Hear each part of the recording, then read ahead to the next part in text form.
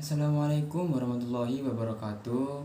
Perkenalkan, nama saya Janul Komar Syabani, NIM 1803211000015. Pada kesempatan kali ini saya akan menjawab tentang soal UTS pada mata kuliah Perencanaan Pembangunan Wilayah,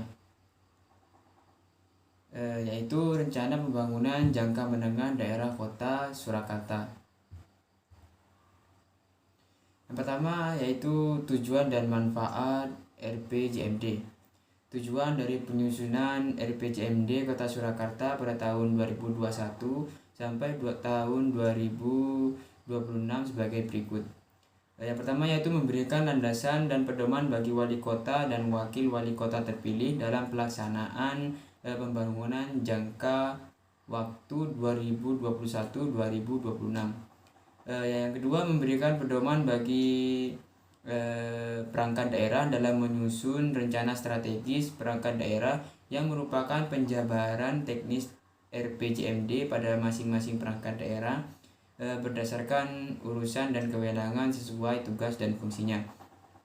Selanjutnya, menyelidiki pedoman dalam penyusunan RKPD yang merupakan perencanaan tahunan berupa program beserta target dan pagu yang bersifat indikatif sebagai bahan lebih lanjut pada penyusunan dan rancangan anggaran pendapatan dan belanja daerah.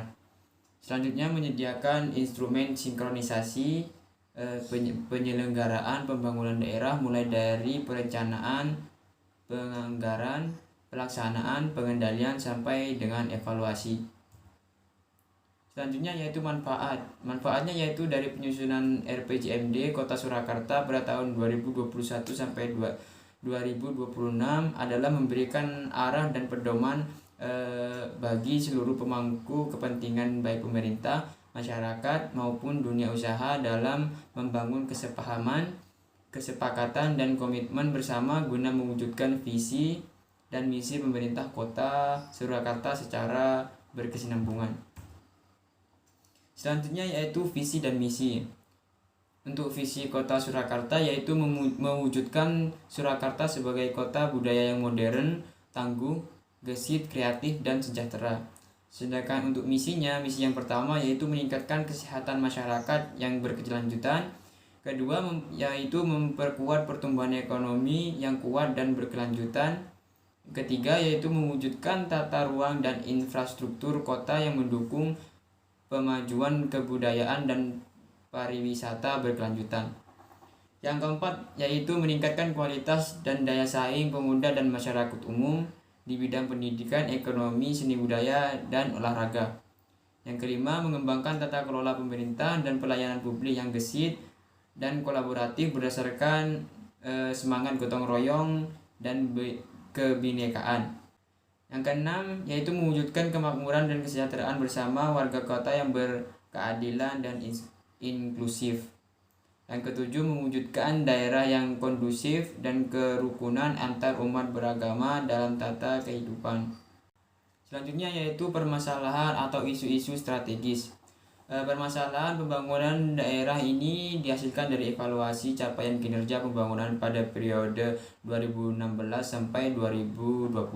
Di sisi lain, mandatori pembangunan dari pemerintah nasional maupun lingkungan global menjadi tantangan dan peluang yang perlu dikelola. Kondisi yang berpotensi menjadi masalah maupun menjadi peluang suatu daerah di masa yang akan datang disebut isu strategis.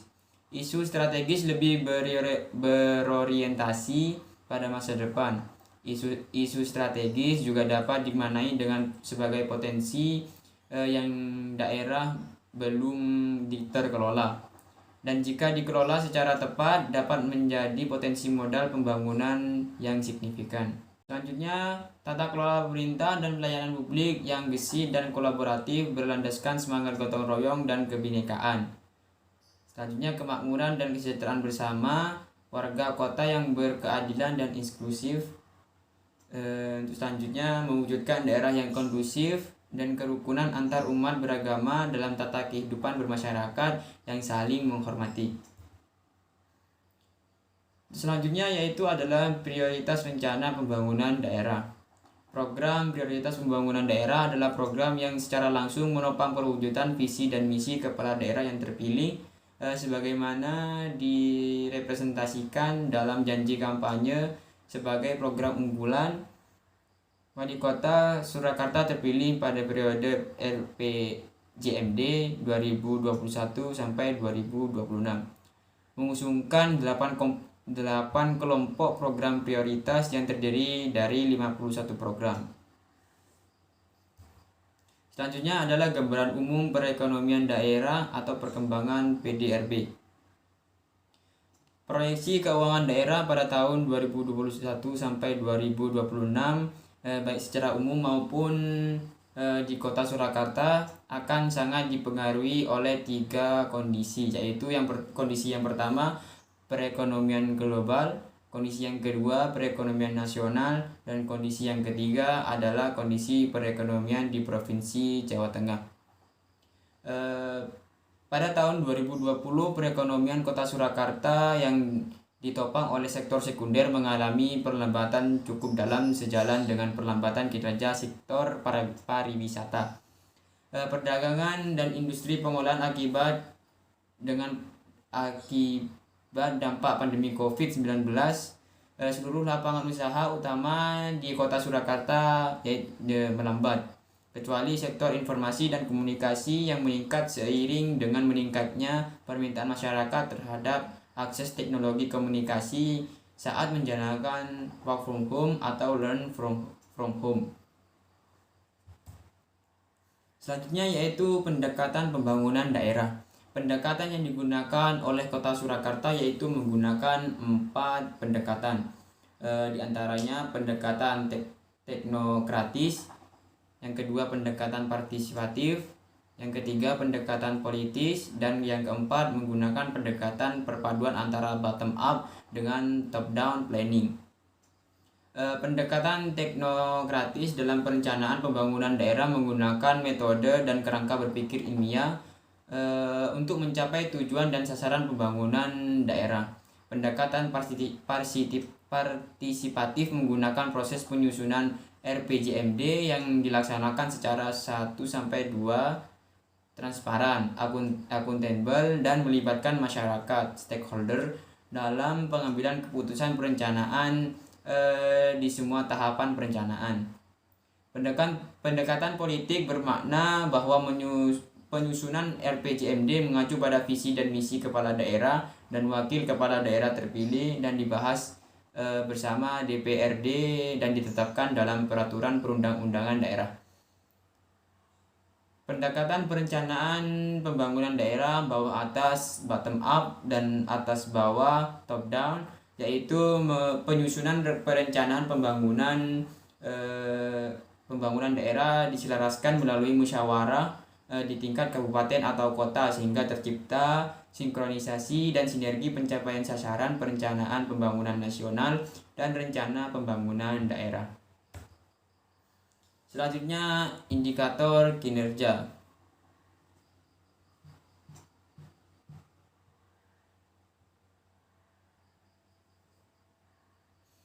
Indikator kinerja utama dirumuskan dengan mengambil indikator tujuan impact daerah yang termuat pada RPJMD. Indikator kinerja utama tersebut berdasarkan hasil analisis pengaruh dari 1 atau lebih indikator capaian kinerja program outcome terhadap tingkat pencapaian indikator kinerja sasaran berkenaan usai penetapan program prioritas. Indikator kinerja utama daerah Kota Surakarta pada tahun 2021 sampai 2026 diantaranya sebagai berikut, yaitu angka harapan hidup. Pembangunan kesehatan diarahkan pada peningkatan derajat kesehatan masyarakat. Derajat kesehatan masyarakat diukur dari angka harapan hidup. Angka harapan hidup di Kota Surakarta mengalami peningkatan dari yang awalnya 77,03 tahun pada tahun 2016 menjadi 77,22 tahun pada tahun 2020. Tingkat kesehatan masyarakat juga diukur antara lain dengan indikator angka kematian ibu, angka kematian bayi, dan angka kematian balita. Selanjutnya yaitu adalah pertumbuhan ekonomi. Kondisi perekonomian Kota Surakarta pada tahun 2020 dan tahun 2021 masih terpengaruh oleh dampak pandemi COVID-19. Pandemi COVID-19 memiliki dampak yang sangat besar terhadap sektor industri, perdagangan, konstruksi, penyediaan akomodasi dan makan minum, transportasi, serta pendidikan. Pertumbuhan ekonomi Kota Surakarta pada tahun 2020 sebesar minus 1,74%. Inflasi Kota Surakarta di tahun 2020 sebesar 1,38%, mengalami penurunan dibandingkan inflasi tahun 2019 sebesar 2,94% karena adanya pandemi Covid sehingga berpengaruh terhadap pola konsumsi masyarakat yang mengutamakan konsumsi primernya. Selanjutnya yaitu PDRB per kapita. Pertumbuhan PDRB mencerminkan pertumbuhan ekonomi suatu daerah. Salah satu indikator tingkat kemakmuran penduduk di suatu daerah dapat dilihat dari PDRB per kapitanya, yang merupakan hasil bagi antara nilai tambah yang dihasilkan oleh seluruh kegiatan ekonomi dengan jumlah penduduk. Jadi supaya pendapatan per kapita naik, maka pertumbuhan ekonomi harus naik. PDRB Kota Surakarta pada tahun 2020 sebesar 92,056 dalam jutaan rupiah dibanding tahun sebelumnya, yaitu PDRB mengalami penurunan karena adanya pandemi COVID-19. Ya, cukup sekian dari saya, kurang lebihnya mohon maaf. Wassalamualaikum warahmatullahi wabarakatuh.